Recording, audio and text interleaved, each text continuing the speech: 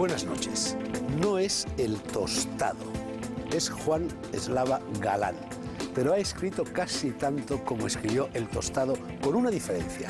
A ese curioso personaje nadie que yo sepa lo lee.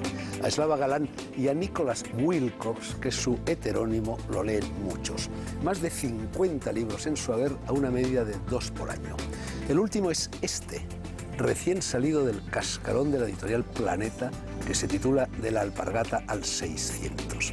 Vamos a empezar por él. Tenemos 70 minutos, todo el programa, para seguir hablando luego de otros libros y de otras cosas. Buenas noches, Juan. Buenas noches. ¿Tú has conducido alguna vez un 600 en alpargatas?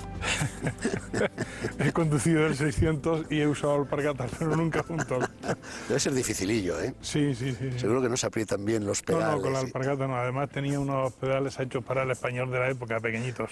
Bueno, esto no es literatura testimonial, sino es literatura de investigación. Lo digo porque hablas de oídas y de leídas. En esa época, cuando empieza el libro, tú tenías 2 años y cuando termina tenías 12. Sí, efectivamente, sí. Y prosigues en tu tarea de ir historiando poco a poco por estratos la vida cotidiana de este país y de su paisanaje. Sí. Es decir, me he propuesto hacer el siglo XX. Llevo ya 3 libros y, bueno, si hay salud, seguiremos con otros. El libro tiene un envoltorio narrativo. Personajes que van apareciendo, desapareciendo y a veces reapareciendo al hilo del relato. Por ejemplo, Teófilo y Bisi, que prácticamente lo comienzan y lo terminan. Sí. Y que son naturales de un pueblo olivarero de la provincia de Jaén, Villanueva del Horcajo. Sí. Tú no eres de Villanueva del Horcajo, eres de Arjona, pero es otro pueblo olivarero de la provincia de Jaén. Me he inventado el pueblo, el nombre del pueblo, pero obviamente esos sí son recuerdos, digamos, de mi casi infancia. Y entonces se trata de Arjona. Tu abuelo decía que ya que hablas de tu infancia, decía que darte estudios era tirar dinero al estercolero. Sí. Él decía al mular, lo decían de un modo más directo, sí. Porque yo fui un alumno un tanto problemático en mis primeros años, sí. Me expulsaron de 4 colegios. Y un soldado también problemático. Propusiste una biblioteca de choque cuando hiciste la mili. Sí, porque me tocó hacer. Y te pusieron a limpiar retretes. Sí, me tocó hacer la mili en la Biblioteca Nacional. Perdón. La Biblioteca Nacional. No, la Biblioteca Militar, he querido decir.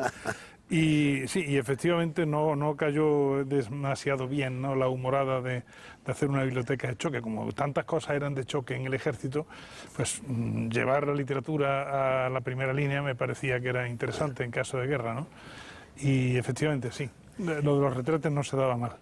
Oye, ¿es cierto que en tu casa, la de tus padres, la de Arjona, se rezaban 2 rosarios al día? Bueno, se rezaba un rosario que era obligatorio, un rosario familiar, pero como en el colegio te hacían rezar otro, yo llevaba 2 rosarios al día y una media quizá de 4 o 5 misas a la semana hasta mi primera juventud, ya más rebelde, ¿no? Por eso yo recuerdo siempre a nuestro común amigo Terence Mox, que en sus memorias dice: demasiada misa para tan poco niño. Pero lo de rezar el rosario en el cole, en los 4 colegios a los que fuiste, ¿en todos te obligaban? Sí, en todos absolutamente, sí. Es decir, no, en el último no. El último ya, porque era el único que quedaba, que era, digamos, escuela pública, denigrada, el instituto. Allí ya no se rezaba el rosario. Pero en los maristas, por ejemplo, se rezaba el rosario y se cantaba el Cara al Sol, levantando la mano al principio de la mañana.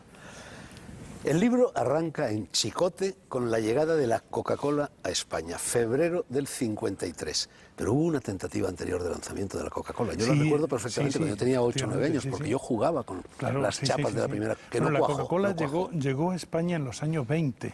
No, eso ya no me refiero. Lo que ocurre, soy viejo, obviamente, no lo que ocurre es que, claro, eso no arraigó, entre otras cosas porque tenía un precio prohibitivo.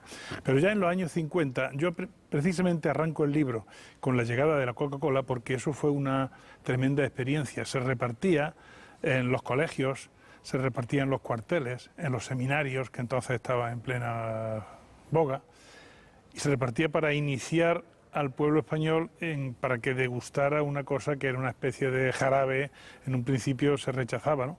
Pero como había esa admiración tremenda hacia todo lo americano... Decían que sería zarzaparrilla, ¿no? Claro, porque en realidad tiene algún parentesco con nuestra zarzaparrilla, que es la vida, digamos, de la época monárquica, ¿no? Eso también decayó en España. Bueno, tú has historiado, en definitiva, al historiar la vida del paisanaje, has tenido que hablar mucho de pícaros, puesto que el pícaro es una figura tradicional. Sí, Bueno, y lo sigue siendo. Y lo sigue siendo. Tú oíste hablar de aquel pícaro al que se le ocurrió, cuando oyó que iban a lanzar la Coca-Cola en España, se le ocurrió la idea de patentar la botella de Coca-Cola, de tal manera que cuando llegó el desembarco, tuvieron que apoquinar no sé cuánto dinero para recuperar la botella. No conocía ese Debías dato. incorporarla en futuras ediciones, es buenísimo, ¿no? Claro.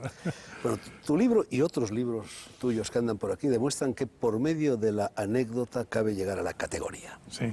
Yo estoy absolutamente convencido.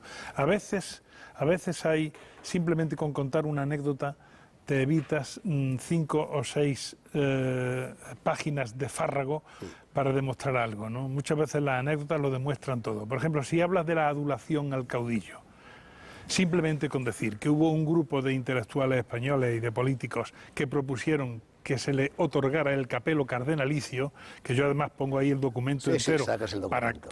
para que la gente se lo crea, bueno, pues con eso ya no hace falta hablar de adulación. Bueno, la cosa en realidad, la propuesta no iba tan descaminada, porque varias veces entró bajo palio en la catedral y se cuenta que el cardenal Segura en Sevilla se lo impidió. No sé si eso es leyenda o historia. Pero... No, él siempre entraba bajo palio a donde iba y había palio, él entraba bajo palio, porque entre otras cosas doña Carmen para eso era muy rigurosa, ¿no? Él tenía derecho a entrar bajo palio. Pero lo que hacía el cardenal Segura, que no podía tragar al caudillo, era simplemente ausentarse. Cuando sabía que iba a tener que acompañarlo bajo palio, él se iba a hacer ejercicios espirituales a una pirámide que se había construido en el Aljarafe sevillano. ¿Una pirámide? No, le llamo pirámide porque en realidad es decir, en el año 47, me parece, o 48, en el momento en que hay más hambre en España, este señor le da por hacer un monumento al Sagrado Corazón en el Aljarafe sobre Sevilla, y en ese monumento hace su enterramiento y el de su hermana. En ese sentido tiene el mismo sentido que tienen las pirámides o que tiene el Valle de los Caídos. Y sigue allí, claro. Sigue allí, claro, obviamente. Bueno, en tu libro, aparte de las anécdotas, hay investigación, ya lo he dicho al principio. Y hay investigación oral, de conversaciones, evidentemente has hablado con mucha gente, y luego hay investigación en archivos. Investigación seria, por ejemplo, en el Pardo, en los archivos del Pardo, ¿no? Sí, efectivamente, sí. Hombre, en los archivos del Pardo, no he llegado a los archivos del Pardo, pero sí a la parte de los archivos del Pardo que está, la parte expurgada, obviamente, que está en el archivo de Salamanca. Entonces, por ejemplo, traigo aquí a colación una carta que demuestra que Franco tenía también un sentido del honor un tanto peculiar, ¿no? Porque hay un general que secuestra a la esposa de un militar español y Franco hace caso omiso del tema. El general era el padre de la chica, pero en cualquier caso estaban casados, ¿no? Hace caso omiso del tema y no quiere complicarse la vida. Pero ahí está la carta, que obviamente significa que la recibió, en la que el muchacho, este militar, que era, creo recordar, capitán, le explica cómo está ocurriendo esto y qué pasa y qué hacemos de esto, ¿no? En el sentido del honor. El texto escrito va acompañado por un notable aparato gráfico. Hay muchas fotografías, incluso al final hay un apéndice gráfico, ¿no? Sí. ¿Son tuyas? ¿No te has ido pescando? Bueno, pero tú eres un coleccionista nato, sí, ¿no? Desde hace mucho tiempo. Yo tengo unas 6.000 fotografías, digamos, históricas, ¿no? Desde hace mucho tiempo voy comprando en mercadillos y, bueno, ya tengo también contactos de gente. Casi todas son fotografías que han pasado por la basura. Los herederos tiran la fotografía de los abuelos a la basura, esto llega a los mercadillos y yo compro las que me parecen más relevantes, ¿no? Hay también algunas también fotografías... podrías convertirte en cartonero e ir directamente a los cubos de la basura. Bueno, conste, cuando salgo a pasear por la noche, si veo algo interesante, lo busco. Por supuesto, es decir, no se me caen los anillos, ¿no? Creo recordar que un periodista, no sé quién, en Barcelona encontró la mejor colección de exlibris que existe en España, la encontró este señor en la basura hace 15 años en Barcelona. Bueno, una amiga mía, en cierta ocasión, escritora además, iba paseando por el campo y encontró que habían tirado una biblioteca entera, de no sé, de 1000 volúmenes, y tropezó con uno, que era gordo como un pedrusco y era Gárgonis y Avidis, mi historia mágica de España, y lo repescó y se lo he firmado, ¿no? Bueno, tú coleccionas también, ahora te voy a poner los dientes largos, tú coleccionas también objetos de la guerra civil. Sí, efectivamente. Mira lo que tengo, pero no te lo puedo regalar porque me lo regalaron a mí.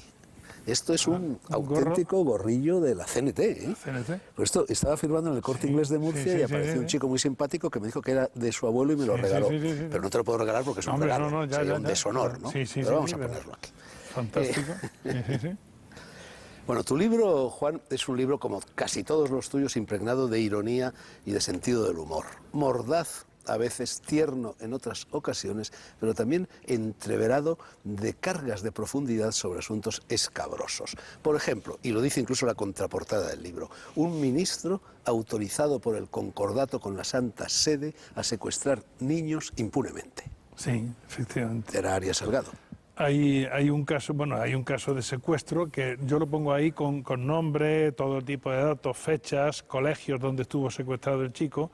Efectivamente, la Iglesia, digámoslo así, la Iglesia en connivencia con meapilas que abundaban muchísimo entonces, no en vano se dice nacionalcatolicismo, secuestra a un niño que es de familia protestante, la familia lo trae a un colegio protestante de Madrid, al único que había, y al día siguiente secuestran al niño, se lo llevan a instituciones religiosas sin decirle a la familia dónde está, sin decirle al niño simplemente le dicen que la familia se ha despreocupado de él, el niño tiene entonces 8 años, y solamente 4 años después, cuando ya las revistas protestantes se están haciendo eco y hay ciertas presiones de los americanos, porque Eisenhower presionó bastante a Franco para que aquí se diera libertad o ciertas libertades a los protestantes. Eso nunca se dice, pero eso es cierto.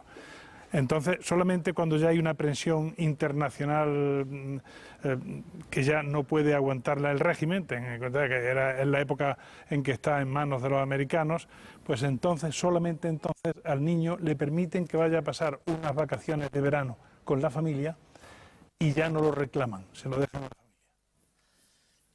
Hablas también de los amores de Juanito, que aún no era el rey Juan Carlos, con Gabriela de Saboya y, sobre todo, con una tórrida condesa italiana, Olguina de Roviland, predecesora de Antonia de Late, por así decirlo, sí, ¿no? Sí. Todo eso está documentado. Bueno, tan documentado hombre, que sacas una foto de la condesa tórrida. Está absolutamente documentado. Ella escribió sus memorias, que en lo que yo 38 me he basado, cartas, ¿no? Sí, y ella tenía unas cartas que después, con las cartas las vendió digámoslo, a la Casa Real, obviamente por personas interpuestas, porque eran cartas muy tórridas. Aquel Juanito era un hombre muy apasionado, era absolutamente un español prototípico de la época, ¿no? Absolutamente apasionado.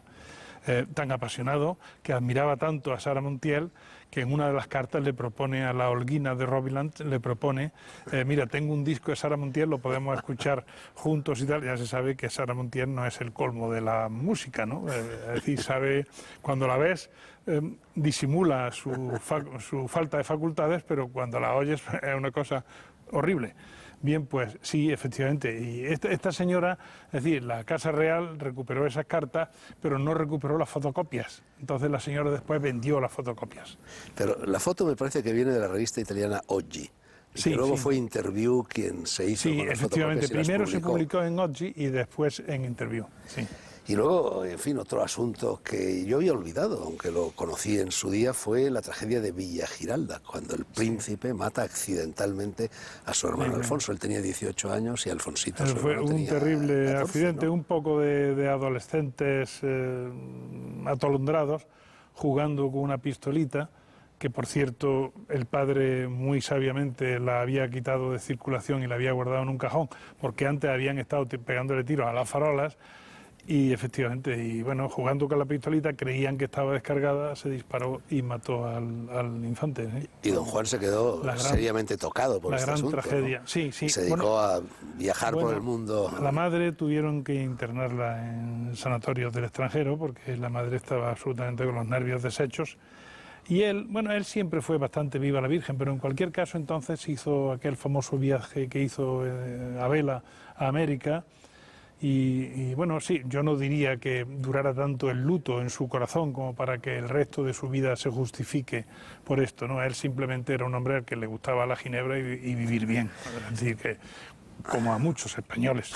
Cargaban cajas de botellas de ginebra cuando pasaban por Barcelona y sobre todo por Melilla, ¿no? Melilla, sobre todo, donde había más suministro, ¿no? En una ciudad, un puerto más libre.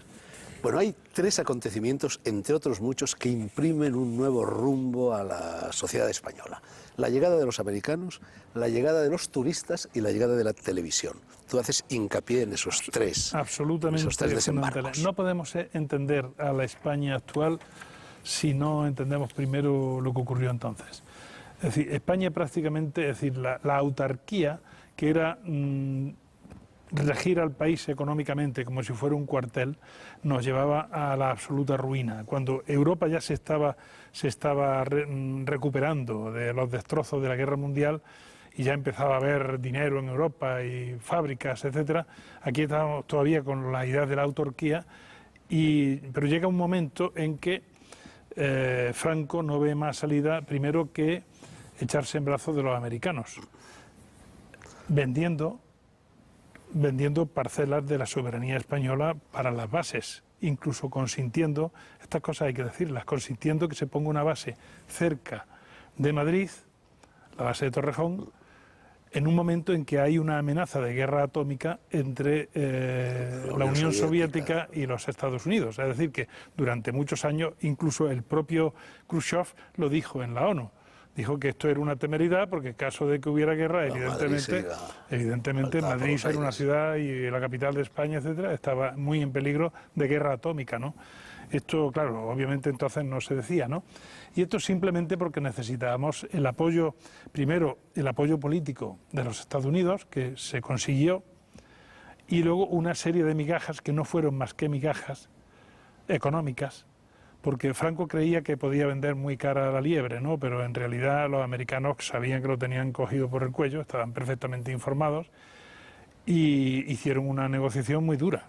De modo que ya en la última etapa de la negociación le dijo al almirante Carrero Blanco, que era su mano derecha, le dijo: firma lo que te pongan por delante, literalmente. O sea... Parece ser que Franco vio en proyección privada Bienvenido Mr. Marshall. Y no se dio cuenta de lo que suponía aquella película, de cuál era el mensaje implícito, ¿no? El alcalde en el balcón, la gesticulación que tiene es típicamente la de Franco, y una voz rara, mucho más robusta obviamente, pero voz rara también, pues como Franco, ¿no? Y la reiteración en el mensaje, como Franco, es una caricatura de Franco. Franco era un gran cinéfilo. Veía muchísimas películas, 2 o 3 películas, sí, a la semana, sí. Y reiteraba sobre todo cuando era de señoras pechugonas, porque Juanita Reina. Le iba mucho Juanita Reina, Sofía Loren, este tipo de señoras. Y mucha gente duda de la sexualidad de Franco. Hombre, sería un reprimido como tantos españoles, ¿no? Sobre todo tantos españoles que tienen a esa señora al lado, ¿no? Pero a este hombre le gustaba lo que le gustaba a todo el mundo. Después de los americanos empiezan a llegar los turistas. Y eso verdaderamente pone todo patas arriba. Sí. A mí me da la impresión de que el despegue de España se debe, por una parte, a los turistas y por otra parte a los trabajadores que se van al extranjero. Los turistas traen costumbres y traen libertad. Y eso solamente se va a notar al principio porque solo hay turismo playas, en las costas. En las costas, el interior no, el interior sigue siendo el interior cerrado, etcétera, ¿no? Pero ya hay mucha gente de la España profunda que se va de camareros. Yo soy de Jaén y conozco muchísimos casos, que algunos los reflejo ahí, ¿no?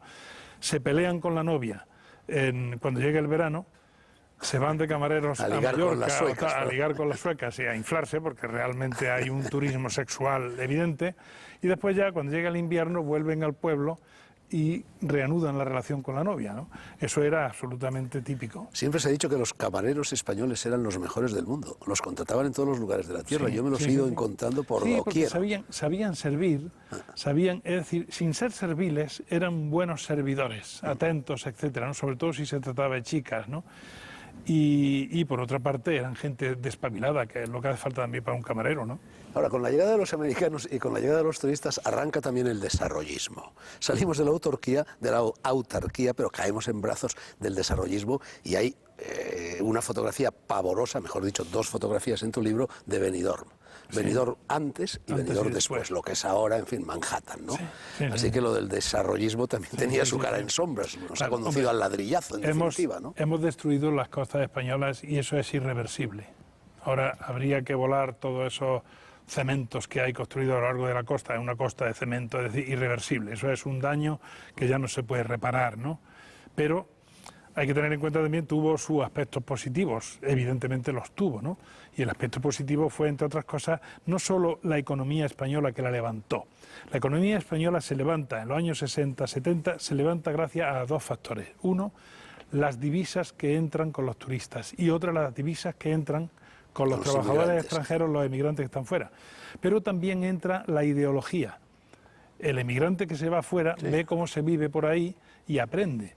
Entonces, la revolución de las costumbres, que ha sido inmensa, yo creo que realmente no somos conscientes, más que los que tenemos cierta edad sí somos conscientes, evidentemente, cómo han evolucionado y se han revolucionado las costumbres. Yo creo que ha cambiado más la mentalidad y las costumbres de los españoles en estos últimos 50 años que en los anteriores 20 siglos, sin duda. Tercer factor de cambio, la televisión. En ella estamos, Juan. La televisión, fantástico.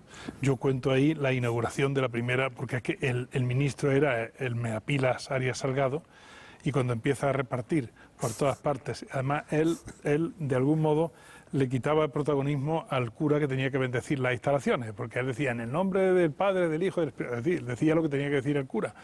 Y como iba detrás un cura con un hisopo echando por todas partes, un técnico tuvo que acercarse, es histórico, tuvo que acercarse y decirle, padre, no eche donde haya cables, vayamos a tener una desgracia. Pues aquello estaba solo en tenguerengue, no estaba completamente, de hecho hubo muchísimos fallos que la gente no percibió en aquella primera histórica emisión, que solo la vieron unos cientos de personas en Madrid. Dedicas varios de los capítulos del libro a los sucesos de febrero de 1956, en los que yo, como sabes, no solo intervine, sino que los capitaneé. Bueno, aquella fue ¿Qué edad tenías? Porque tú eras un pipiolo entonces. Bueno, era tan pipiolo que cuando nos metieron en la cárcel, a consecuencia de aquellos sucesos, escribimos entre todos, Jesús López Pacheco, Julián Marcos, Jaime Maestro, yo, un romance que dio la vuelta al mundo, porque luego la BBC, Radio París, la Pirenaica, Radio Praga, etcétera, lo reproducían, y de mí una de las estrofas de la parte que se me dedicaba empezaba diciendo Fernando Sánchez Dragón, niño aún de pelargón. Bueno, yo tenía 18 años y cumplí ya 19 en el curso de estos acontecimientos prácticamente. Bueno, entonces, en esto, ahí cuentas algunas cosas que no son exactas. Por ejemplo, el famoso disparo que padeció Miguel Álvarez, el falangista, en el día del estudiante caído, delante del Cine Boulevard, no se produjo 2 días después de cuando la falange, los fanfarrones, los bravucones de la centuria XX entraron en la casona de San Bernardo, en la universidad, sino que después de eso hubo lo que fue la gran manifestación. Sacamos 10.000 personas y las llevamos a la Gran Vía, desde el Coliseum hasta el Capitol. Estaba aquello negro de gente y a la altura del Capitol nos atacaron y ya nos disolvieron. Y fue después de eso cuando se produjo el incidente que recoges. Del disparo, Y luego también, por ejemplo, en esa famosa lista, si moría el falangista, pues habían hecho unas listas para negras, pasear a una serie de personas. Tú dices que en esa lista estaba la ley de Entralgo. No, esa lista, que yo creo que no, vamos, esa lista estaba... Bueno, él creía que estaba, porque de hecho, cuando lo supo, esa noche ya durmió en casa ajena, no se atrevió a dormir en la suya. Ruiz Jiménez, que era tío mío, primo de mi madre, llamó a mi madre y le dijo, Elena, ya no puedo proteger más a Nano, que es como me llamaban allí, y yo huí y me refugié, como tantos otros, en casa de un tío mío en Ferrol. Entonces, lo que yo recuerdo de entonces era que los dos nombres así, los dos figurones que iniciaban aquella lista eran Gil Robles, y habían aparecido pintadas en Madrid que decían otra vez Gil Robles traidor, y Torres López, que era catedrático de Historia del Derecho en la Universidad Central y decano de la misma, ¿no? Y ya luego veníamos Mújica, Pradera, Tamames, los demás, significados, ¿no? Sí. Y luego, otra cosa curiosa, esto fue pocos meses después, fue a finales de octubre del mismo año, la muerte de Baroja. Y allí, yo estaba también allí. Hicimos una marcha desde la casa de Baroja hasta el cementerio civil, que es donde yo conocí a Hemingway. Una procesión cívica. Sí. Y bueno, todos los estudiantes disco los fuimos allí, que éramos 30, 40, no todavía se cree que éramos un gentío. Y entonces, ya sabes que Hemingway, lo recoges en el libro, fue a visitar a Baroja. Y tú dices que él le dijo a Baroja que el premio Nobel lo merecía más Baroja que él y también a Zorín. Bueno, lo que yo recuerdo que me contaron, incluso a lo mejor fue Julio Julio Caro Baroja, nada, cuando salía el féretro fue claro. que Hemingway lo había visitado, le había llevado de regalo a Baroja un jersey grueso, y que Baroja, cuando estaba ya el hombre atontadillo, a punto de morirse, entonces cuando Julio Caro lo agitó, lo zarandeó, le dijo, Pío, Pío, que está aquí Hemingway, un hombre muy importante, premio Nobel de Literatura. Pío abrió un ojo y dijo, atiza. Y eso fue todo. muy propio de Don Pío. Sí, muy propio de Don Pío, ¿no? Crucificar con una palabra. Evidentemente Hemingway, además, en esa foto está posando. Sí, claramente está vendiendo la burra de que... Sí, en fin, claro. Oye, y luego hablas de esa tentativa de golpe de Estado monárquico que capitaneada por el capitán general de Cataluña, Juan Bautista Sánchez, que murió misteriosamente. Sí. Esa es una muerte no aclarada entonces, y supongo que ya no aclarada nunca, ¿no? Pero era una muerte anunciada. Pero parece ser que murió en el tren y luego lo debieron trasladar a ese apartamento de Vico. No está muy claro, las circunstancias no están muy claras. Lo cierto es que ya olía a cadáver un mes antes. Sí, se rumoreaba. Se había implicado mucho y la información entonces era torpe, pero había una información. Es decir, la policía no es tonta, ¿no? Pero tú recoges un rumor verdaderamente truculento, la posibilidad de que hubiera sido Muñoz Grandes quien lo estranguló con sus propias manos. Bueno, eso fue lo que corrió entre los militares entonces. Obviamente, pero claro, yo lo recojo como rumor. Pero bueno, muchas veces los rumores son muy identificativos de situaciones, ¿no? Sabor de época, por todas partes en este libro, más de mi época que de la tuya, Juan. Sí, ciertamente. Por ejemplo, cuando hablas del Gin-Fizz, el Gin-Fizz era lo que bebíamos todos en aquella época, ya ha desaparecido por completo. La bebida elegante, Claro, la gente se deja siempre arrastrar por modas, tanto de baile como de vestido, como de bebidas, ¿no? La bebida elegante en Serrano, en cualquier parte, era el Gin-Fizz, obviamente. Le das la receta incluso. La receta. Pero tú crees que hoy día entras en un bar y pides un Gin-Fizz, nadie tiene ni idea de lo que es un Gin-Fizz. Hoy no lo saben. Tendrían que mirarlo en el libro de... Yo tengo el libro de cócteles de Chicote, por ahí aparecen las fórmulas, pero ya no. ¿Y tú cogiste la época del Gin-Fizz o ya no? No. Después yo lo he probado. Llegó el cubata. Lo he probado, pero yo soy más de la época del cubata, pero sobre todo de la época del tintorro de taberna. A mí nunca me han gustado mucho las bebidas americanas. ¿Cuentas también algún episodio relacionado con eso, de lo cual se habla ahora tanto, que es los curas pederastas y demás? Yo tengo que decir que yo, que estuve 11 años en un colegio de curas, jamás fui objeto de ninguna tentativa de este tipo, ni oí que a ningún amigo mío o compañero le sucediera, nunca. Ellos sabían y saben, obviamente, ten en cuenta que ellos tenían y tienen el gran acceso a la conciencia a través de la confesión. Claro. Sí, claro, bueno, ahí tanteaban. A ningún cura en su sano juicio se le hubiera ocurrido, después de oír tu confesión, se le hubiera ocurrido que este es... Bueno, mis confesiones en aquella época eran muy inocentes, Juan, no te vayas a creer. Ya, sí, pero ya ven atisbos de rebeldía, etcétera, ¿no? Entonces, claro, ellos saben bien dónde tienen que buscárselo, ¿no? De hecho, si nos fijamos, casi todas las denuncias por pederastia son cuando el chico crece y tiene ya rediles de hombre y entonces se da cuenta de lo que hicieron con él y entonces va a buscar justicia. Eso es lo que ocurre siempre, ellos saben bien, claro. Y sobre todo en aquella época había muchísimos, infinitos más casos de pederastia que ahora, porque entonces estaba toda la infancia en manos de la Iglesia y no había nadie que pudiera acusar a un cura de nada. También recoges una muerte legendaria que fue la de Ataulfo Argenta, el director de orquesta. Otra muerte extraña, ¿no? Que bueno, yo lo que siempre oí es que murió follando, vaya. Sí, no, realmente sí, dicho así, digamos directamente, sí. Yo pongo ahí además el nombre de la chica y todo, porque claro, obviamente hubo investigaciones.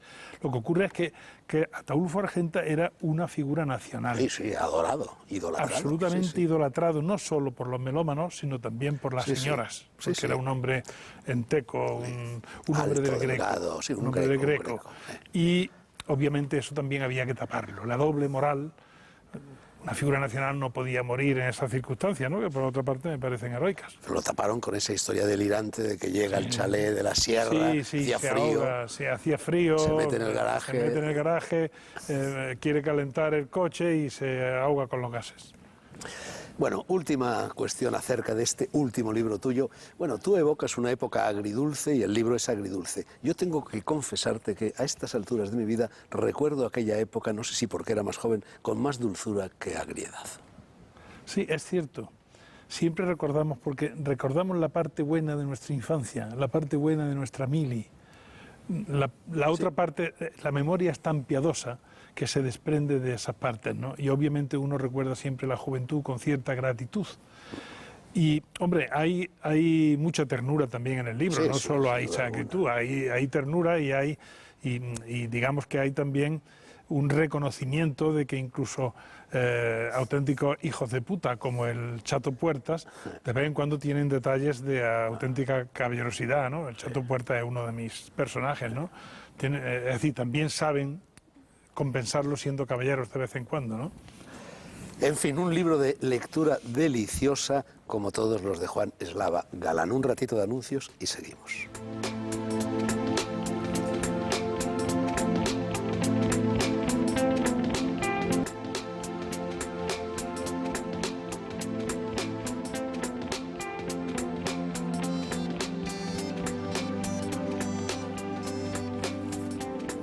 Sigo de cháchara en las noches blancas con este buen escritor y extraordinario conversador, Juan Eslava Galán.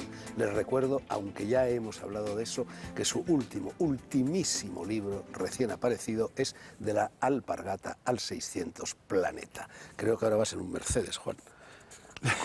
No, he dejado de conducir. ¿Has dejado de conducir? Me he jubilado y he dejado el volante. Ahora voy en tren, que me encanta.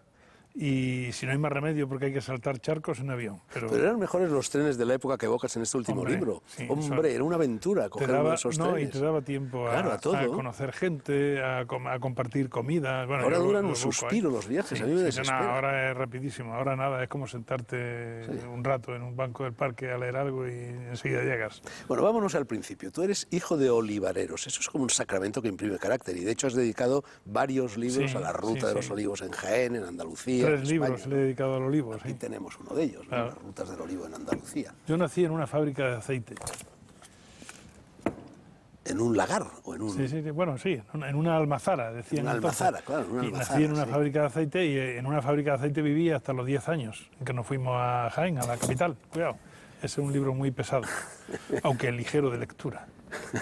Oye, y tu primer libro, reeditado en el 99, que yo no he leído, ni siquiera he visto nunca, se titulaba Escuela y prisiones de Vicentito González, una novela picaresca, un estebanillo. Sí, es un estebanillo. Son mis memorias. Ese lo escribí con 18 años, justo después de salir de las calamidades que cuento en el libro.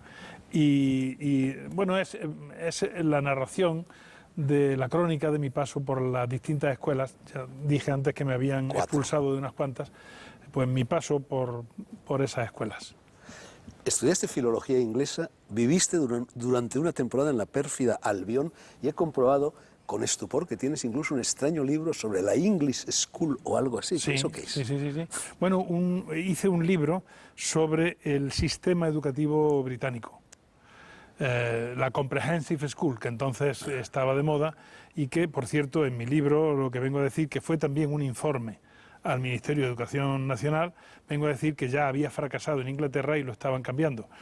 ¿Cuál no sería mi sorpresa cuando después el nuevo plan de estudio en España fue una copia del Comprehensive inglés, que había fracasado ya en Inglaterra? Pero la palmeta y los azotes formaban parte tradicional del sistema pedagógico inglés, ¿no? Bueno, todavía había 2 asociaciones de profesores, una en contra y otra a favor. En el instituto donde yo estuve como asistente, allí todavía se aplicaba, muy raramente, pero se aplicaba. Y no era palmeta, la típica cane, que también usan las prostitutas inglesas, porque a los ingleses les va mucho eso. El vicio inglés. El vicio inglés. Sino que entonces era una zapatilla de deportes. Con eso le daban en el culo al transgresor o a la transgresora. Seguro que algún fabricante de zapatillas de deportes, chino probablemente, va a coger esta idea y va a hacer un spot de televisión con una palmeta atizándole. No estaría mal, ¿eh? Libros que te marcaron al principio, El Quijote. Sí.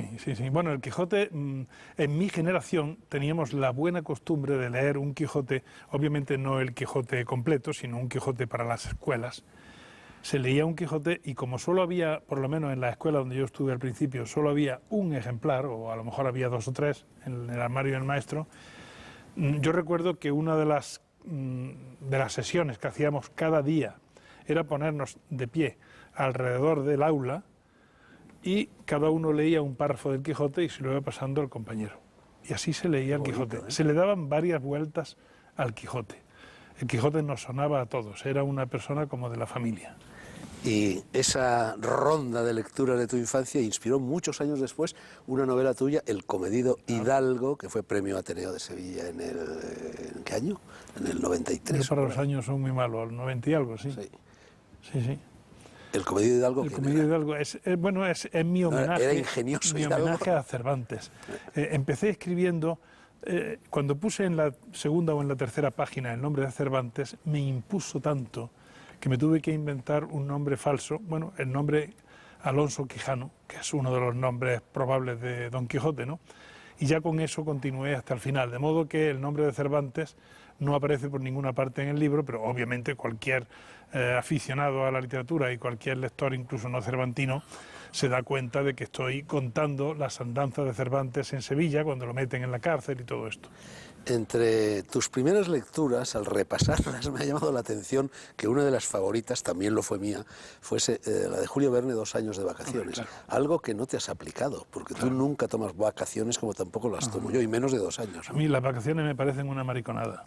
De hecho, los chinos se van a comer el mundo, entre otras cosas, varios factores, pero uno de los factores es que los chinos no entienden que haya vacaciones. Ni los japoneses. Tiene que haber gusto por el trabajo. Claro, pero bueno, eso es... Sentirte bien en tu trabajo. El español como cigarra, ¿no? Claro. Pero los japoneses toman 4 días de vacaciones al año y por supuesto los 7 días de la semana están abiertos todos los comercios y en Estados Unidos apenas toman vacaciones, ¿no? Esta manía ibérica de las vacaciones arruina al país, ¿eh?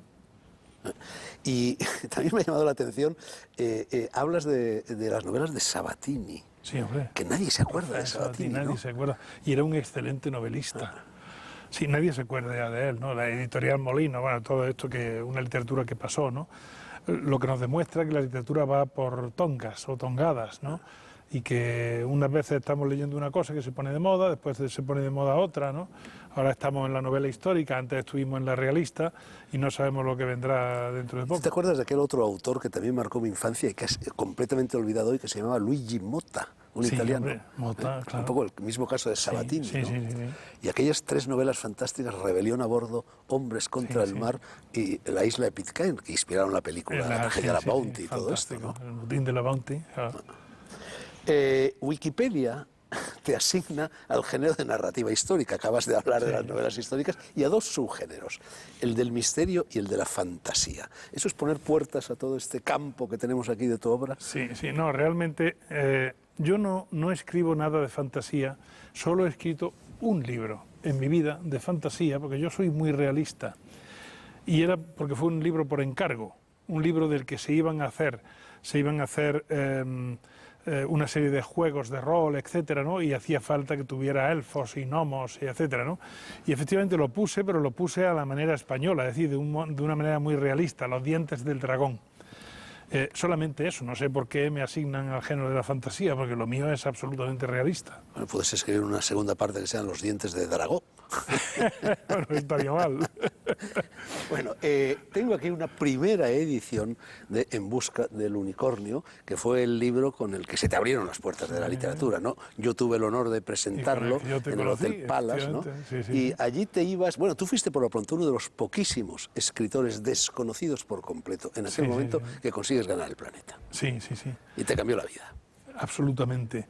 Yo muchas veces lo digo que el Planeta me cambió la vida, hay un antes y un después, y a veces he dicho, a nadie le cambió la vida tanto como a mí, y los ejecutivos de Planeta siempre me corrigen, dicen, no, a Terence Mox se la cambió más que a ti, porque Terence Mox era un hombre que antes de ganar el Planeta era presa de una profunda depresión y después era el hombre más exultante y más aficionado a la vida que ha existido, ¿no?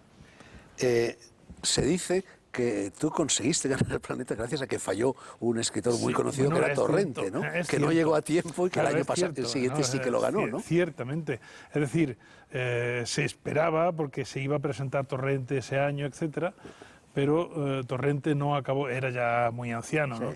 No acabó el libro a tiempo y entonces, pues claro, echaron mano de los finalistas, de los que tenían allí como más y me repescaron a mí, que era absolutamente desconocido, obviamente. Yo había escrito 2 libros, pero de historia, ¿no? 2 ensayos, ¿no? Eso es baraca. Absolutamente, eso es baraca. Yo no soy un tío con bastante suerte, no me quejo de la suerte en la vida. Lo mejor de la suerte, desde luego, es que te coja. Como decía, no recuerdo qué cantador flamenco, decía, no sé qué me pasa con él, que cuanto más trabajo, más suerte tengo. Bueno, viene a ser lo mismo que decía Picasso cuando hablaba de que la inspiración, si baja, que te pille trabajando, si no, no sirve para nada, ¿no? Sí, sí, ciertamente. En busca del unicornio te vas a la época de Enrique IV, el impotente. Lo de la impotencia de ese rey también es leyenda, ¿no? Pero una leyenda que cambió la historia de España de la misma forma que la novela cambió tu vida, ¿no? La historia la escriben siempre, bueno, esto es un tópico, pero es un tópico cierto, lo escriben los vencedores, ¿no? Isabel la Católica fue una usurpadora y le interesaba mucho, y a los historiadores apesebrados que tenía les interesaba mucho subrayar que este hombre era impotente y que por lo tanto la Beltraneja no era la heredera real, que en realidad lo era, del trono de Castilla, ¿no? Isabel la Católica fue una usurpadora, ¿no? Y este hombre no era impotente, era... Bueno, Marañón estudió su caso, ¿no? Sí. Y el hombre, por lo visto, se tenía pistoleadas a todas las putas de Segovia. Entonces la corte estaba más en Segovia que en otro sitio, ¿no? Entonces, es decir, que de impotente nada, ¿no? Lo que ocurre es que quizá era bisexual y quizá también tenía una cierta impotencia con la reina, con su mujer, ¿no? Con las primas. Cosa que le ocurre también mucho a muchos españoles. Tuvo relaciones ¿no? con 2 mujer, primas, ¿no? Blanca de Navarra era prima sí. suya y Constanza también, no, Juana de Portugal también, sí, creo, ¿no? Sí. Parece que eso le imponía un temor reverencial que lo conducía al gatillazo. Sí, efectivamente. Y no es porque las portuguesas fueran feas ni bigotudas, no, sino quizá porque sexualmente eran más arrojadas que las castellanas, vamos a decirlo suavemente, ¿no? Hay un cronista castellano, Palencia, Alonso de Palencia, que habla un poco de las damas de Castilla, de las que venían acompañando a la reina, no se atreve a hablar de la reina, y dice por ejemplo, que se untaban, entonces era muy propio untarse albayal de la cara, la blanqueaban, ¿no? Pero también, entonces no se usaban bragas, porque la braga es una invención del siglo XIX, como sabes, pero también se blanqueaban con albayalde sus partes íntimas, ¿no? Por si al descender del caballo, de la canea, etcétera, caían o tal, y aquello se manifestaba que estuviera perfectamente maquillado y en estado de revista. Yo no sé si era Gregorio Marañón en el libro, en el estudio sobre el impotente, quien hablaba de que se dijo que Enrique IV recurría a una especie de inseminación artificial con una cánula de oro. ¿Has oído hablar tú de esto? Bueno, sí, entonces los médicos de entonces, a veces con maridos impotentes o maridos que solamente eyaculaban mediante, pues efectivamente recurrían ellos, bueno, ellos sabían un poco lo que era la mecánica de la fecundación y efectivamente con cánula de oro o de plata, que eran los elementos nobles con los que había que hacerlo, efectivamente sí, a veces se hacía. Nada nuevo bajo el sol. No digo que cuajara la cosa, ¿no? Yo recuerdo que en cierta ocasión Rafael Sánchez Ferlosio me dijo que él era leal a la Beltraneja, que toda la dinastía, los reyes españoles que eran ilegítimos, y bueno, lo cierto es que de aquel lío se derivó una guerra civil, una de las constantes de la historia de España, y tú has dedicado bastantes libros a la guerra civil, novelas y no novelas, ¿no? Sí. Hombre, la guerra civil nos ha marcado y todavía nos marca, por lo visto, por el empeño de 4 descerebrados de que nos siga marcando, ¿no? Nos marca todavía y nos ha marcado mucho. Quiero decir, cuando digo nos, me refiero a mi generación, que somos los que sufrimos la posguerra, que fue la consecuencia de la guerra civil, ¿no? Ahí tenemos este libro tuyo, Historia de España contada para escépticos. Pero, ¿hay otra forma de contar la historia? No, realmente no la hay. Y sobre todo la historia de este desdichado país hay que contarla siempre en ese tono, en el tono en que se le cuenta a los escépticos. Tú has dicho que la historia se falsifica ya en el mismo momento en que se producen los hechos. Sí. A mí algunas veces he discutido con historiadores que me dicen, no, pero es que hay un documento contemporáneo de la fuente y tal. Y digo, mira, vamos a ver, si dentro de 50 años un historiador quiere hacer un poco, un investigador quiere investigar lo que es la vida ahora en España, y se va a las fuentes notariales a ver lo que valen los pisos, la media de lo que valen los pisos y lo que valen los salarios, sabrá lo que valen los salarios, pero nunca sabrá lo que valen los pisos porque se falsifica en el mismo lugar del notario, hay dinero negro que se da por otra parte, ¿no? Pues entonces se falsifican las fuentes en el mismo momento en que surgen, ¿no? O sea que hay que interpretarlo todo con un cierto cinismo y sabiendo, es decir, hay que ser mitad investigador, mitad historiador, pero también mitad policía, para ver por dónde van los tiros en cada momento. Bueno, y si eso es así, y lo es, la tentativa de recuperar la memoria histórica se convierte por inútil en una soberana estupidez. Hombre, lo que se está haciendo ahora es sencillamente una utilización torticera de la guerra civil y de los desastres que hicieron unos y otros en la guerra civil, lo están utilizando por motivos políticos, ¿no? Y también como el calamar suelta la tinta para ocultar una realidad que a lo mejor no interesa. Yo siempre lo he dicho, y por activa y por pasiva, que ahora los españoles de ahora no somos los de entonces. Quedan 4 viejecitos que se están muriendo. No somos los de entonces. Se ha renovado por completo todo, afortunadamente, ¿no? Entonces, ¿qué hacemos todavía cargando con la guerra civil? Me parece muy positivo que el que tiene el abuelo enterrado en una cuneta lo desentierre, obviamente. Pero no utilicemos políticamente esto, ¿no? Para tirarnos los trastos la derecha y la izquierda. Tú siempre has sostenido la teoría de que la historia no es ciencia, es arte. Sí. Y cada generación la corrige. Claro, por eso cada generación, cada discípulo en cuanto puede apuñala al maestro y le corrige los errores que con los que tuvo que comulgar durante su juventud. Ocurre siempre. No sé si anda por aquí la historia, uno de tus libros más recientes, que es una historia de la guerra civil que no le va a gustar a nadie. Título que parece que te sugirió no Arturo Pérez Reverte. Sí. Lo sacaremos en carátula. Sí. ¿Cómo reaccionó la gente a ese libro? Bueno, pues por lo visto acerté, porque he recibido cartas de un lado y de otro insultantes y otras muy razonadas dándome la razón, tanto de un lado como de otro, ¿eh? Y una cantidad de testimonios tremendos diciéndome, mira, podría haber incluido este testimonio si lo hubieras conocido. Testimonios algunas veces terribles, que muestran cómo funcionaban las cosas entonces, ¿no? Pero es que eso es curioso, porque yo que publiqué, vamos, tú formabas parte además del jurado que me dio el premio Fernando Lara por Muertes Paralelas, que también trata en definitiva de la guerra civil, nunca he recibido tantas aportaciones de los lectores, contándome cosas, añadiendo datos, ¿no? Eso sí que está muy vivo todavía, ¿eh? Sí, efectivamente. Sí. Yo sigo recibiéndolas, porque en mi página web pido que la gente me envíe fotografías y que me manden testimonios, y tengo carpetas enteras de testimonios con los que cuando actualice los libros, cuando ya salga toda la serie y si sigo teniendo salud, pues iré incorporando testimonios que son absolutamente tremendos. Tú la guerra civil no solo la contaste de esa forma que no le iba a gustar a nadie en un libro de ensayos en definitiva, sino que le has dedicado por lo menos 2 novelas, quizá alguna más. La mula, que sí que la tenemos por aquí, y Señorita, con la que ganaste precisamente el Fernando Lara en el 98, ¿no? La mula, ¿qué era la mula? La mula es la historia de mi padre en la guerra. Es curioso. Yo a mi padre le hice 2 entrevistas. Cuando ya estaba bastante mayor, le hice 2 entrevistas con magnetófono de estar hablando con él una mañana entera y grabándolo todo. Y a los 5 o 6 años, otra entrevista en los mismos términos para confrontarlas, limarlas y preguntarle cuando había alguna discordancia, ¿no? Y después me metí en los archivos para ver los lugares donde mi padre había estado funcionando durante la guerra, ¿no? De modo que la novela, que está escrita en un estilo muy contenido, porque muchas de las palabras que salen ahí son las directamente de mi padre de las cintas magnetofónicas. Y luego la historia que cuenta, que es una historia muy tierna. Mi padre era mulero en la guerra, acemilero en el Ejército Nacional, y encontró una mula en el campo de batalla, la ocultó para llevársela a su casa cuando acabara la guerra. Él era un chico medio analfabeto de la provincia de Jaén, que él no veía las implicaciones, digamos, universales que tenía el conflicto. Él lo único que veía que lo habían metido en la guerra y que cuando acabara, pues aquí se estaba destrozando todo el material, pues yo me llevo esta mula, así está bien, ¿no? Entonces la cuidó, le daba especialmente pienso, la cepillaba, etcétera. Pero al acabar la guerra, cuando de pronto se incorpora un montón de emboscados que habían estado en la retaguardia a ponerse los uniformes y a ponerse las medallas y las camisas azules, pues ya hay uno que pasa lista de los mulos que hay y resulta que sobra uno, total que el hombre no se pudo llevar su botín de guerra a su casa. Oye, y había muchas discordancias entre la primera versión de los hechos dada por tu padre y la que te dio 5 años después. Pequeñísimas discordancias, muy pequeñas. Es decir, a lo mejor decía el nombre de un regimiento y se equivocaba, cosas así, ¿no? No sé si anda por aquí otro libro tuyo que se titulaba, si no recuerdo mal, La España del 98, el fin de una era, o algo así, ¿no? Sí, efectivamente, sí. Fin de una era.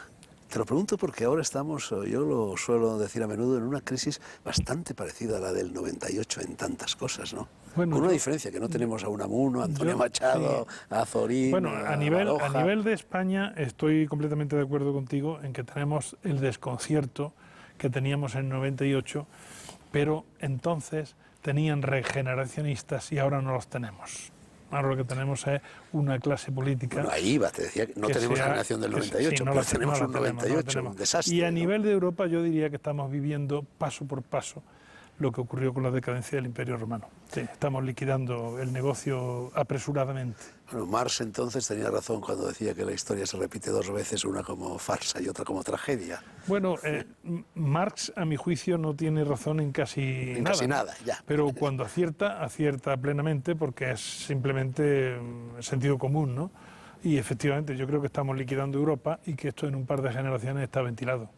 Estamos liquidando no solo Europa, sino la cultura occidental, digámoslo así, grosso modo. Hemos llegado a un fin de ciclo. Sí, absolutamente, ¿no? Es decir, que... y ahora, es decir, siempre hemos sido desde el Neolítico ocurrió en en el Próximo Oriente, como todo el mundo sabe, ¿no? En lo que ahora es Israel y Siria y Líbano. Pero rápidamente sus consecuencias se trasladan a Europa, Imperio Romano, y a partir de ahí hemos sido, digamos, la raza europea, por llamarlo así, la que ha dominado el mundo, ¿no? Ahora me parece que ya como nos hemos mundializado, pues ahora va a ser la Oriente, China y la India los que van a... ¿Y cómo es posible, Juan, que los europeos, los políticos europeos, los líderes, los intelectuales europeos estén tan ciegos que no se den, como para no darse cuenta de algo tan evidente como que el fiel de la historia universal ha pasado al Pacífico? Se acabó. Ahora es China, ahora es Tailandia, ahora es Vietnam, ahora es Indonesia, porque ya ahora es el Malasia. intelectual no tiene la fuerza. Cuando le ocurrió en Roma también pasaba lo mismo. El intelectual tampoco tenía fuerza ya. Hay un historiador romano que creo que murió en el 396 o por ahí, es decir, siglo IV ya, Amiano Marcelino, que afea el comportamiento de los romanos. Dice, con esto no vamos a ninguna parte, lo estamos liquidando todo. Entonces, afea, por ejemplo, que los chicos, los jóvenes, pasan la noche en las plazas molestando a los vecinos, el botellón, tocando los tambores. Y vestidos de manera extravagante. Él lo llama en latín indumenta pellium, es decir, vestidos de pieles, que eso era propio de los bárbaros. Los bárbaros, sí, sí. Porque claro, el romano vestía toga en cuanto era mayor de edad, etcétera. Y con la cabeza del romano, el romano se pelaba aproximadamente como tú estás pelado o como yo estoy pelado, así, el romano verdadero, ¿no? Los bárbaros llevaban trenzas o llevaban el pelo recogido. Y Oye, por favor, no compares, que tú estás mucho más pelado que yo, pero bueno, sigue. Yo he pasado más recientemente. Entonces, estos bárbaros usaban... Estos chicos romanos, ya completamente desprovistos de cultura, lo que usaban, según Amiano Marcelino, es crines mayores, es decir, con los pelos largos. Está ocurriendo exactamente lo que él notaba y denunciaba entonces, incluso la caída de la natalidad. Eso ya empezó, sí, claro. Eso ya empezó un par de generaciones, 3 o 4 generaciones antes. Bueno, ya el primer César habla de que, bueno, le echa una bronca a los romanos y le dice que Roma no son las estatuas y las columnas, que Roma son los seres que se forjan en los vientres de las romanas, que le ha dado por no tener hijos. O sea, coinciden. Pero los políticos de Bruselas siguen empecinados en seguir cometiendo los mismos errores que nos han conducido a esta situación. Claro. Y convencidos de que Europa es el lugar donde mejor se vive de la tierra, cuando eso no es cierto. Yo que, como sabes, vivo constantemente en Oriente, cuando desde Extremo Oriente regreso a Europa, tengo la impresión de que esto es tercer mundo. Bueno, hay que tener en cuenta que en Bruselas se están acomodando todos los desechos de tienta de todos los partidos europeos, van a parar a Bruselas. Ese es el retiro dorado. Un retiro que tienen estupendo con secretarias y secretarios bien pagados, con muchas dietas. Virreyes en Indias. Claro. Entonces, como tú comprenderás, y ellos piensan el que salga el último que apague la luz, ¿no? O sea, no tienen preocupación ninguna, obviamente. En tu página web, y esto tiene que ser cierto porque lo dices tú, te asignas 3 intereses dominantes. De uno ya hemos hablado, es la historia de la gente que parece no hacer historia, las gentes del común. Los otros 2 son la arqueología y el misterio de los mitos, el misterio de la religión y el misterio del alma. Sí, efectivamente. Siempre me ha interesado mucho todo lo que es la religión, estas invenciones que solemos hacer los seres humanos para consolarnos de nuestro paso por la Tierra y sobre todo de nuestro conocimiento de la muerte, que ese es el gran problema. Tenemos ahí uno de esos libros que demuestran el interés por la religión, el catolicismo explicado a las ovejas, ¿no? Despellejadas tengo las pantorrillas de los mordiscos que me dan las ovejas. Pero bueno, estoy contento de haberlo hecho. Misterio. Los templarios y otros enigmas medievales, el enigma de la misa de Salomón, 5 tratados españoles de alquimia, el enigma de Colón y el descubrimiento de América, Tartesos que anda por ahí y otros enigmas de la historia, historias de la Inquisición, leyendas de los castillos de Jaén. Has dedicado mucho tiempo a este... Sí. Me gusta sobre todo ver cómo el género humano tiene que crear esos mundos de fantasía para escapar un poco de la realidad. Porque, claro, yo investigo todo eso, pero no me creo nada. Es decir, más o menos en ese libro que ha citado de los templarios, lo que hago es decir sencillamente que no existe ningún misterio, que todos los misterios son inventados. Incluso digo cómo se fueron inventando a partir del siglo XVI, pues antes no.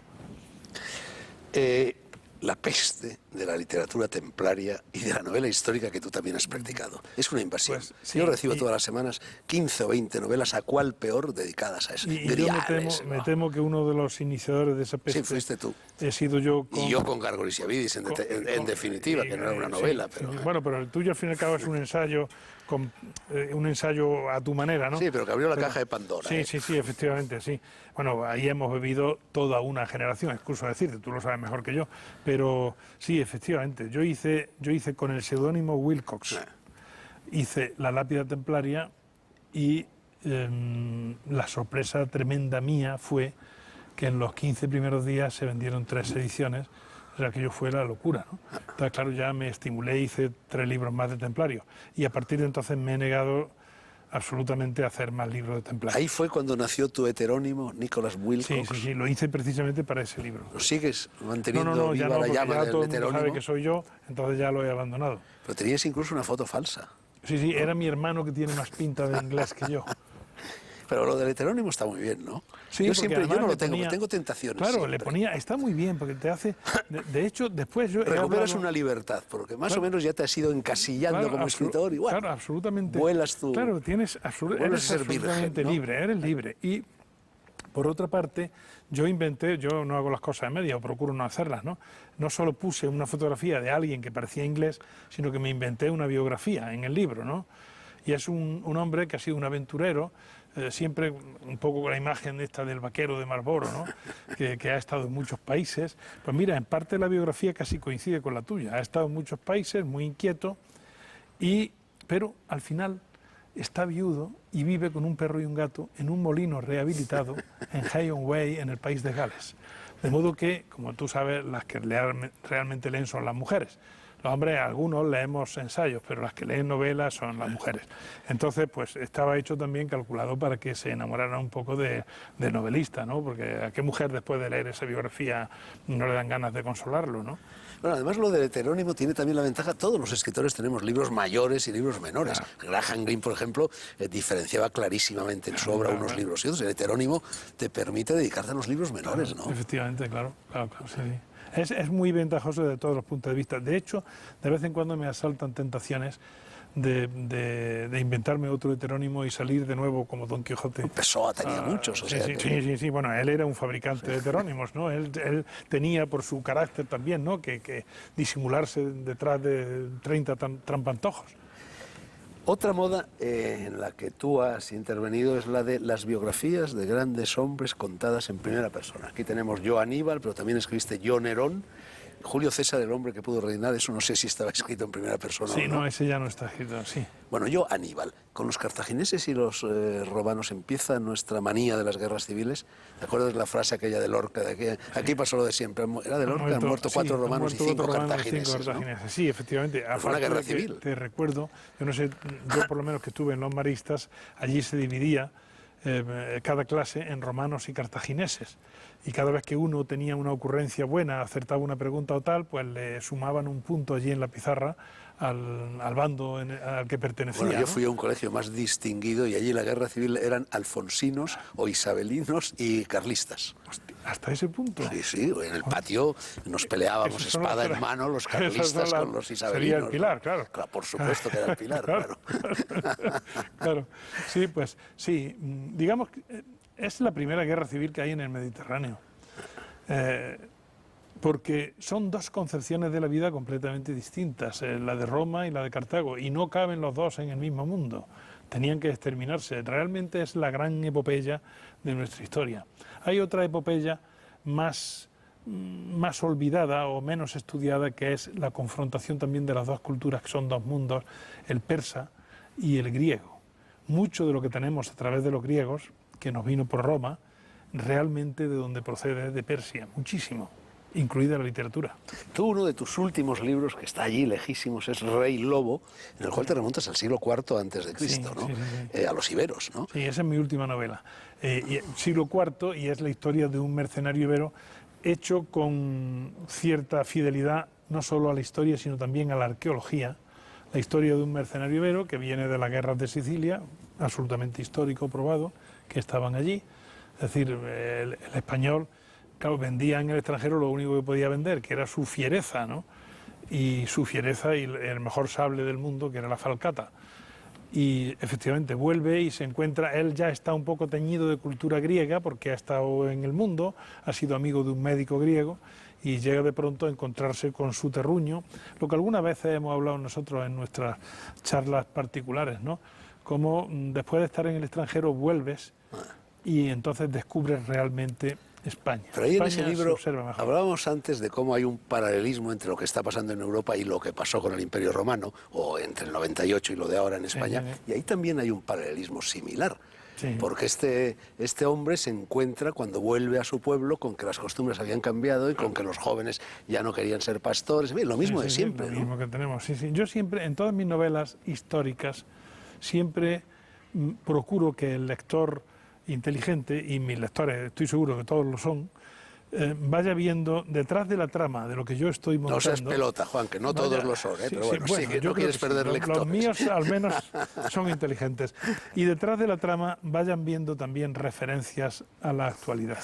Bueno, eso es la vieja doctrina de Heródoto, la historia como magistra vitae, ¿no? Claro, es que se trata de eso. Por cierto, antes de que se me olvide, me acabas de traer ahora, no lo he leído, un libro de poemas. Yo no sabía que además de todo... Bueno, lo he traído para tu biblioteca particular, que sé que tienes una biblioteca abundantísima, porque yo soy un escritor vergonzante de poemas, y más que de poemas, solo de sonetos.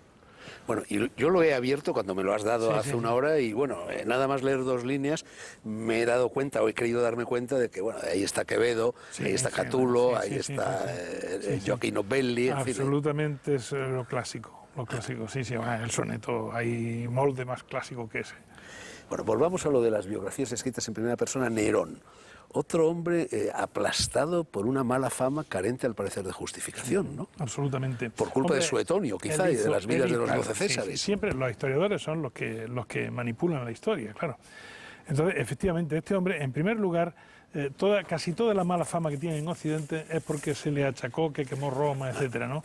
Lo cual es incierto. Él no estaba en Roma cuando ocurrió, pero acudió inmediatamente a Roma y tuvo una actitud como político y como romano, una actitud absolutamente ejemplar. Pero obviamente, claro, es un personaje muy baqueteado por la historia. ¿Es verdad que ordenó a Séneca que se suicidara? Los historiadores dicen eso porque era muy normal en Roma. En Roma tenían otro sentido de lo que era la vida, ¿no? Y en Roma normalmente cuando un político se retiraba sin el favor del César, lo normal era o que fuese a un lejanísimo, claro, el Imperio Romano era muy dilatado, lejanísimo destierro, o sencillamente que se quitara la vida, ¿no? Y y nuestro paisano, llamémoslo así, Séneca, se suicidó como se suicidaban los romanos. Tu régimen de vida: 4 horas para escribir, 4 para leer, 4 para pasear y 4 para cultivar la amistad. ¿Y las chicas cuándo? Bueno, uno a cierta edad ya tiene que cultivar solo una chica. Entonces, yo ya hace años que solamente cultivo a una. Bueno, yo te lo preguntaba porque otro de tus temas recurrentes es el sexo, Juan. Sí. Amor y sexo en la antigua Grecia, la vida amorosa en Roma, el sexo de nuestros padres, historia secreta del sexo en España. En confianza, ¿hay algo mejor que eso? No. Por lo menos mientras estemos en el Valle de Lágrimas. Y mientras uno se repone de un episodio y otro, pues es bueno pues hablar con los amigos, comer, también cocino, y leer y escribir. Se me había ido. Quería que nos dieras, aquí me la diste tú en cierta ocasión durante un desayuno en el Hotel Meliá de Alicante, la fórmula de la tortilla de patatas sin huevos y sin patatas que se utilizaba en la Guerra Civil. ¿Cómo era eso? Hay un cocinero catalán también. Además lo cuentas en alguno de tus libros, ¿no? Sí, que hizo una cocina de recursos, que era cómo arreglárselas cuando no se tiene de nada, ¿no? Y efectivamente había una de las recetas hermosísimas, es la tortilla de patatas, es un plato muy histórico, lo inventó el cocinero de Zumalacárregui, en una ocasión en que llegaron a un caserío donde solamente había patatas y huevos, no había otra cosa, y tenía que improvisar una comida, y ahí se inventó la tortilla de patatas. Entonces, este hombre en la guerra, si no se tienen huevos ni se tienen patatas, además invito, porque yo lo he intentado y lo he hecho, y bueno, si se está muerto de hambre se puede comer. Las naranjas antiguamente, antes de que fueran simientes raras, tenían mucha parte blanca entre el color naranja y la pulpa, ¿verdad? Entonces eso se arrancaba en lascas con el cuchillo y se ponía en remojo en aguasal durante unas cuantas horas para que aquello se hinchara un poco, ¿no? Entonces eso se sofreía en la sartén y el huevo se fingía, eso iban a ser las patatas, y el huevo se fingía, a falta de huevo, se ponía en un mortero un poquito de colorante sí había mucho después de la guerra porque eso era barato, ¿no? Entonces, un poquito de colorante, unas cucharaditas de agua y unas cucharaditas de harina, y con eso se hacía una gachuela que tuviera la consistencia de un huevo y el color más o menos de un huevo batido. Con eso se hacía la tortilla de patatas sin patatas y sin... Una receta para tiempos de crisis. ¿Tú haces tortilla de patatas? Sí, hombre. ¿Con huevo y con patata? Como Dios ¿Y manda. cómo sin cebolla? Porque eso es otra guerra civil. Con cebolla, con cebolla. En la tortilla. Yo soy absoluto, me parece absurda esa guerra. Yo creo que se debe siempre comer la tortilla con cebolla. Y cuando se acaba hay que pasar a la otra, a la sin cebolla. Bueno, veo que una vez más coincidimos. Claro. Yo también estoy a favor de la cebolla. Juan, de la Alpargata al 600 y del 600 ¿a dónde? Próximos libros, porque estoy seguro de que tienes varios ya metidos en el telar. Bueno, yo quiero hacer toda la historia del siglo XX. Voy a continuar saltando más o menos de 10 en 10 años hasta el 2010, digámoslo así, ¿no? Y después haré una precuela, como dicen en el cine, una precuela haciendo la etapa anterior al 36, que sería desde el 98 hasta el 36. Eso es lo que quiero hacer, digamos, como mi aportación a la historia cotidiana de los españoles, ¿no? ¿Tú tienes la sensación de que tu obra literaria más o menos está cumplida, está cerrada o no? No. ¿Tienes deudas todavía? Deudas como escritor. Sí, tengo deudas. De hecho, he estado toda la vida esperando alcanzar cierta edad, porque tengo carpetas enteras de novelas a medio escribir que tienen mucho de autobiográfico o de testimonial, de una especie de saga que tendrá mucha relación con mi familia, con el medio en que yo he vivido, el campo andaluz, etcétera, ¿no? Pero que no quiero sacar hasta que prácticamente casi me gustaría que lo sacaran mis hijas cuando yo ya no esté.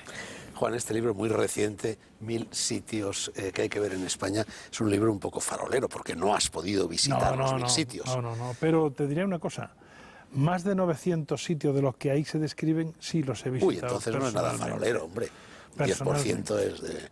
Pero sabes que yo siempre te digo que falta un sitio.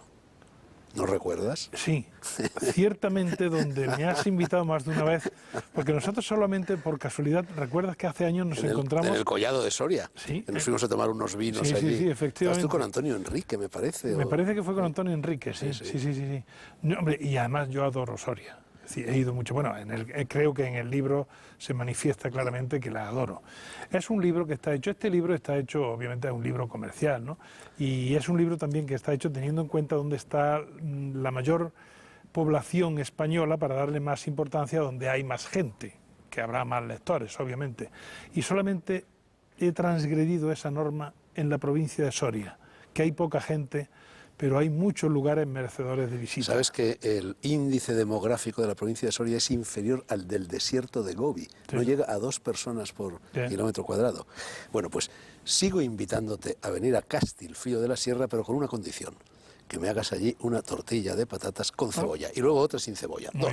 Bien. Yo pongo el vino. Muy bien, perfecto. Fin de la conversación. Cuando en noviembre de 1985 tuve, como decía antes, el honor de presentar en el Hotel Palace de Madrid la novela En busca del unicornio, con la que Slava Galán ganó el Planeta de aquel año, me di cuenta de que esa búsqueda, la del unicornio, era inútil, porque el unicornio es él. Y acababa entonces de encontrarlo yo. Juan, un placer, de verdad. Ha sido un placer. Ya saben que la próxima semana volveré a darles la lata. Llévenlo con humor. Buenas noches.